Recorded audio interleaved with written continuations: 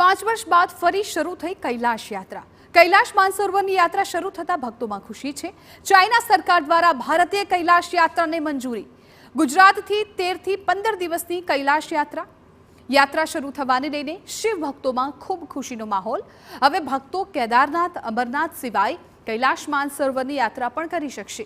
China સરકારની મંજૂરી બાદ નેપાળના કાઠમંડુ થઈને ચીનમાં પ્રવેશ કરી શકાશે। તેના માટે ભારતીય ભક્તો પાસે ચીનના વિઝા સહિત જરૂરી દસ્તાવેજ હોવા જરૂરી છે।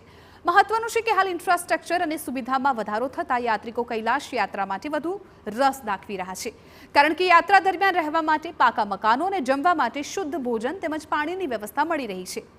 અત્રે ઉલ્લેખનીય છે કે 5 વર્ષ પહેલા કરતા સુવિધામાં હવે વધારો થયો છે, જેથી ₹25,000નો ખર્ચ વધુ ભોગવવો પડશે।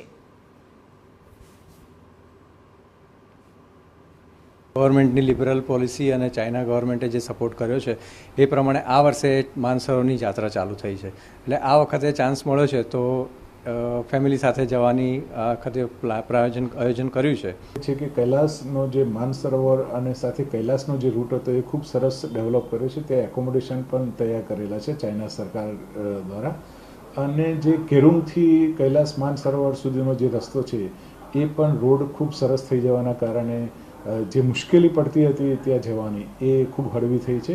અને કાઠમંડુથી બાય રોડ કૈલાસ માનસરોવર યાત્રા ખૂબ સરળ થઈ જવાના કારણે પણ જે યાત્રાળુ છે એને એક સવલત ઊભી થઈ છે, અને જેના કારણે ખૂબ મોટી સંખ્યામાં યાત્રાળુ આ વખત કૈલાસ માનસરોવર જઈ રહ્યા છે।